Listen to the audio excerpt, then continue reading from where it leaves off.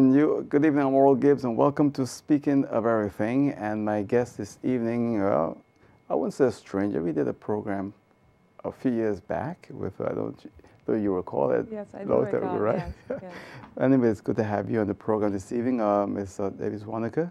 Yes. And how are you doing? I'm doing fine, thank you. I'm doing okay. Under the circumstances, I'm doing fine.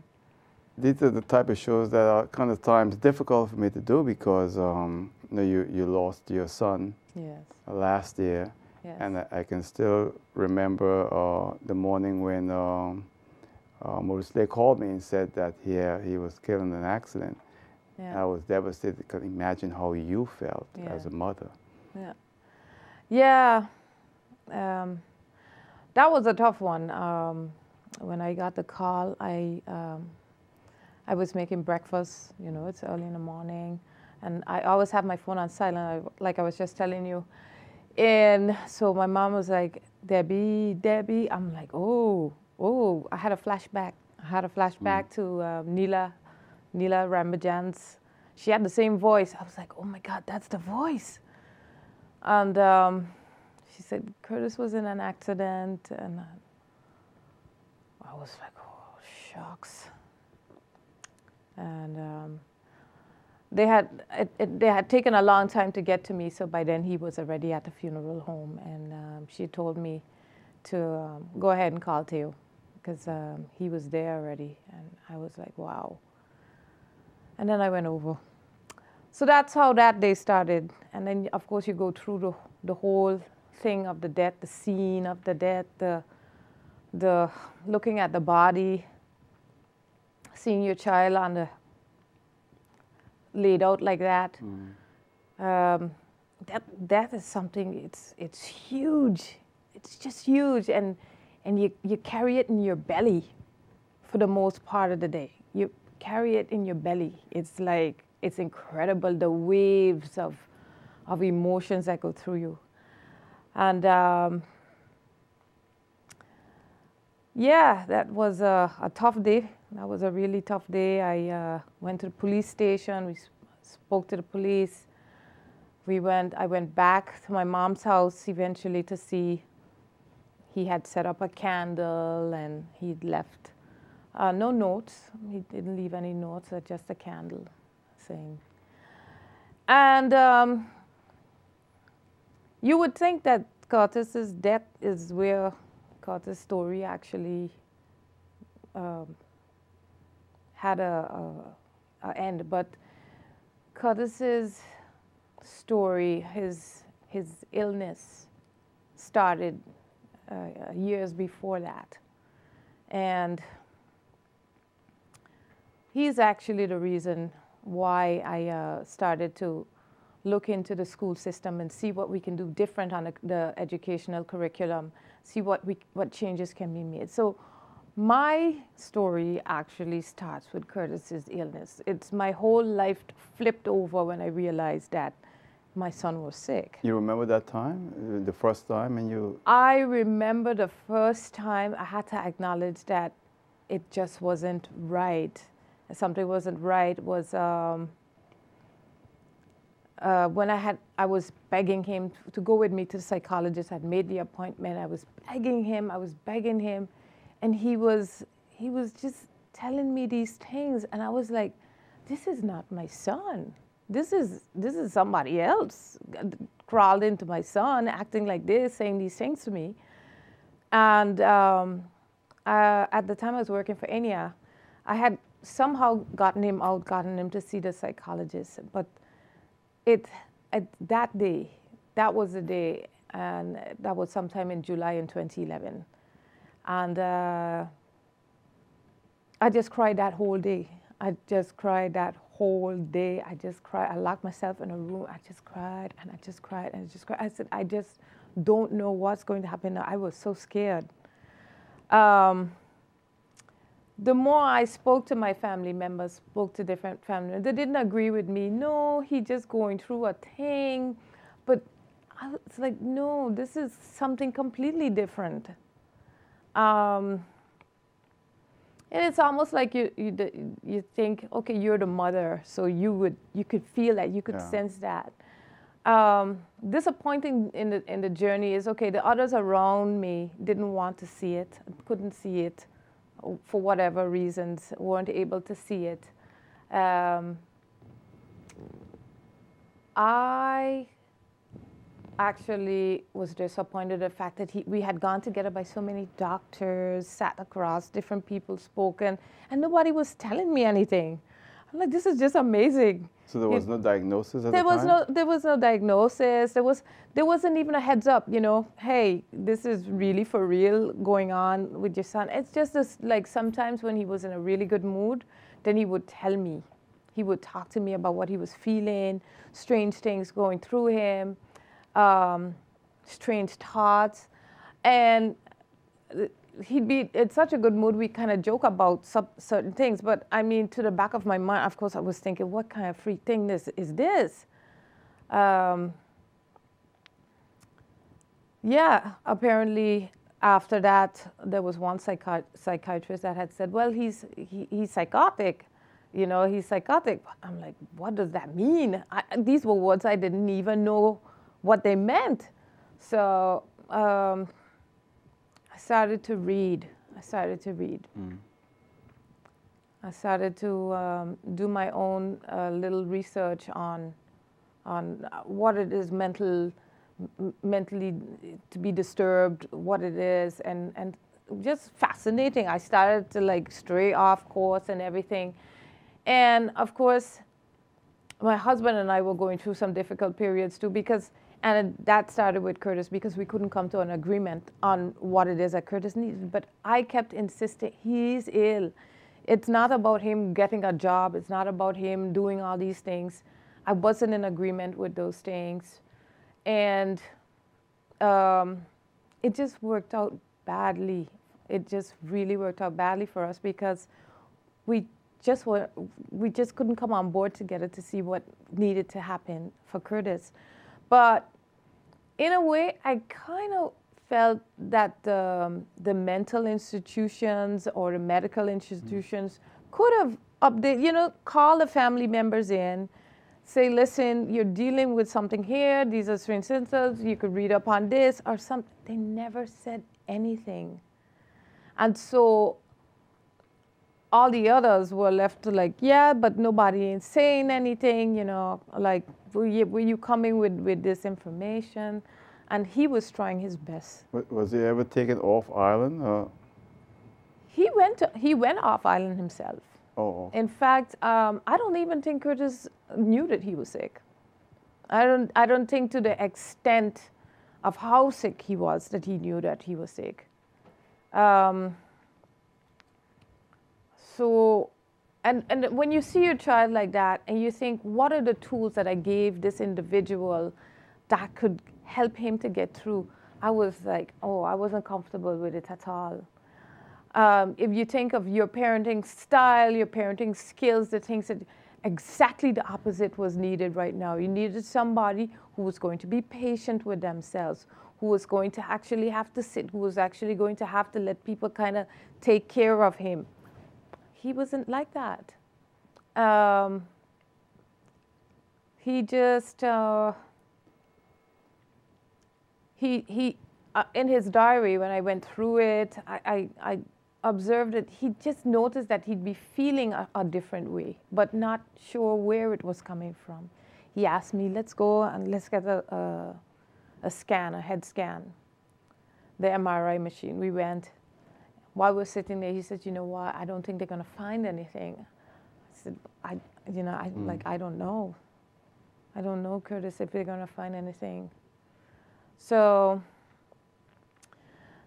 the story of tools, and this is it, the tools that you give from one generation to the next on understanding yourself, understanding what are real situations, what are the things, what are the habits of the mind that could actually give us problems eventually. Recognizing if there's things in the family background that could actually be something that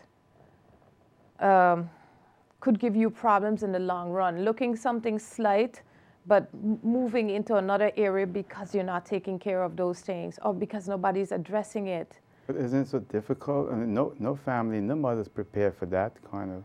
No, and that's why I think no family is prepared for that. Looking at the statistics based on the WHO, so the World Health Organization, they're saying that 1 in 4 people at a given time, 1 in 4 adults, will have a mental breakdown, mental neurological disorder, something with the head. So put Alzheimer's in there, put Parkinson's, put all the things has to do with the brain that's going to be in there. And then you think, what is it? What are the key things that you can do to start educating your people? Because in a case like that, you want the following generation to move forward.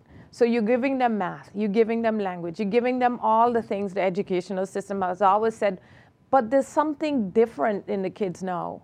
And we're not really looking at that, and we're not addressing that. And when I went to Derpy at the time, and I sat down and I spoke with the young lady that was working there, I said, show me what your SEL program looks like, so your social emotional learning program. Curriculum, and she was like, look, it's in there already. It's all packed up and ready to go. And she said, if you go walk into any classroom, teachers should be able to have these things down pat. And I said, but do you know if it's actually so you've implemented it on the curriculum, but do you know if in practice it's being done? Because if the teachers are noticing that the language and the math are falling back, they're going to say, well, you know, this is definitely why I'm getting paid to see the results based on these things. Whereas it can't touch, one touches on the other. Because if I'm emotionally or neurologically not able to keep up in the classroom, you can try to teach me math all you want till the cows come home, but if it's not going to stick in, it's not going to stick in. From that point, that's when I started to write a letter to the public school to ask them if they would let me go in the schools and see what would happen, see if we could make a difference in the children's lives if we could start addressing, bringing up the social, emotional things in particular. And I joined up with Miriam Haar, and she told me she was a coach, so she is the leading coach in a program that we run at one of the schools. We took a challenge, we took it on as a challenge, and we took the most challenging students that were there. So that in itself was actually kind of hard, because when you ask for social, emotionally challenged children, you're getting a dollop of stuff. Anyway, we looked into that, and I would always think back, because I'm like, what is it? What did I miss? What did you miss giving your kids? What would you want these kids to have? And just an understanding of you. Did you find that you were blaming yourself? No. Because when you look at the pictures of your son, yeah, he's so happy. He's always smiling. I know.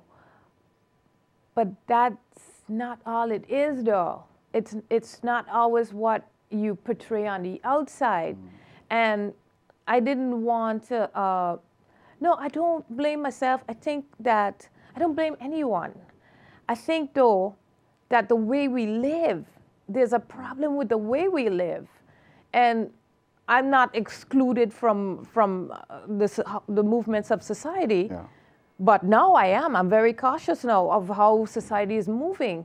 I'm not going to be dragged along with it just because it wants to. And I think that we need to put changes in place to change that. Yeah. And yes, you want to tell? No, I agree with you. And because I think parents need help at times, and there's no real support system there for them, and to explain what the problems are. I got from what you were saying earlier. Yeah. You know, how lost you were for information. And it was a really lonely journey too, Yeah. If I didn't have my one girlfriend to call on a regular basis and say, hey, you know, this is what he's doing, this is what he's doing, because no one else, you know, my mom, she's something else, she calls me, you know, he's doing good today. What is she doing? Yeah. You know, he's doing really well today. Like, don't be worried, you know. But it's all about stress and understanding emotions. And the more Curtis pushed himself into a rigid curriculum, so he wanted to go to school, he wanted to work at 2 different places, the more he put himself under stress to perform, the more he was breaking under the pressure. It made it more difficult for him? Yes, it did make it more difficult for him. Okay. It's amazing because as a mother, it's devastating to have to go through what you went through. Yeah. And how are you doing now? Have you been able to get past that time from last year now? Yeah, it's in the next 2 months it'll be it's gonna be his year anniversary that he's passed. I was lucky in a sense that I actually was watching the cycles of Curtis, staying with it and watching it. So it you know, I don't like to say that, but it's almost like you could see something bad. The ending would be, the outcome would have been bad. I started meditating in 2012, and I found that this is a very key component in moving through life and staying with the reality of life, hardships, and still being able to function, as opposed to drinking, drugging, working, or any one of the addictions that you could pick up on a moment like that, or before that, and go into denial about things that are happening around you as just a tool of courage. And with the meditation, I must admit, it was so strange. That morning I woken up, I was doing my meditation. And so one day had told me, you know, what happened. I was thinking, I didn't feel anything like I was supposed to feel his spirit leave or something. But it's, for me, he's with me. So if I wake up in the morning to do a meditation, I open myself to the first 10 minutes to have him come into my thoughts. Because of course, you can't have your child leave and not think that, hey, okay, you know, you're going to drink away, or you're going to pretend that how it ended wasn't really how it ended. Yeah, I think having your child pass the way my son passed is one of the most devastating deaths that you could do. All deaths are devastating if you lose somebody young, but knowing that your child is mentally unwell, knowing that he's not getting the help that he needs, knowing that he's out there, he probably doesn't really understand what's happening with it himself.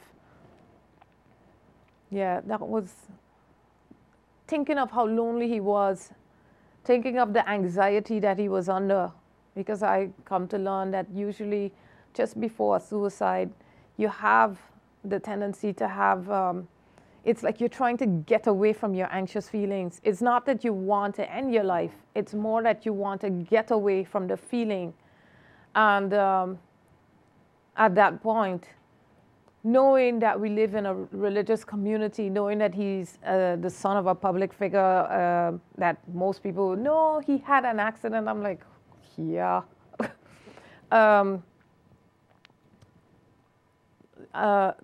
Knowing all those things and still not being able to do anything for him, not being able to make a difference in the way how he felt. He did, sometimes he said, but Mom, you promised me, not Mom, Debbie, you promised me that this time it was going to fix. I'm still having the headaches. So, yeah. And I know this picture, I don't know, but this picture, when I see this picture, he looks so much like his father, that picture. Yeah, yeah. That look, I know to me, everybody see things differently, you know? But when I see this picture. Yeah, the mouth, the mouth. Yeah. So yes, that's the right there. You know? Yeah. But really, his smile, all those pictures, everything, every picture. You're a professional smiler. You got two professional parents who know how to smile. He must know how to smile. How about his brother and sister? How they took it? Yeah, Diego's a quiet type. He actually reminds me a lot of Curtis. He's quieter. He took it in increments. We had to feed him in little pieces. Like my daughter, she'll chat about it for hours, you know. Oh, okay. Oh, and mom, and this, and how did this go, and what's going on here, and but Diego's like, Alex, you need to stop talking now. You need to stop it, you know. So we deal with it in increments. As a whole family, we've been up and down and all over the place as a family with ourselves, you know, going through what we need to go through to survive something like that. This is the most difficult programs for me to do, and speak with you and seeing the pain and the suffering, and knowing that you lost your son at a very young age, in his early 20s. Yeah. He had the whole world ahead of him. Yeah, you know? He did. His friends tell me that he liked to write, and they sent me some of his work, and indeed, we as mom and son, that was one of the things that we shared, which was reading. And so the last time I was on your show was actually in regards to the bookstore. Right. We were big on reading, and so we would talk about characters and talk about that was the thing that we shared. And he would come and, did you read this? And I would tell him that, you know, this one is really good. That was key things. And he had a dry sense of humor too. He was somebody that when you talk with him, it's just amazing. Just like, Curtis, how do you think like that? You know, he's very down to earth type person. Very practical, pragmatic. Yeah, it's just really sad. I know we don't have much time, but I got to ask you about, since Curtis passed away, you started to write in the paper, or at least once a week or twice. How's that been? Is that receptive by the population? What did you think when you read it? It's quite interesting, and many times I can still feel your pain in those some of the writings that you do. Yeah, I started to write it because I thought that we were living in this kind of bubble where we were thinking that everything is just awesome on St. Martin, and I want them to know that we're not just skin deep. Yeah. We actually have real lives with real feelings, and I'm advocating for them to put social emotional learning as the highlighted point on the curriculum.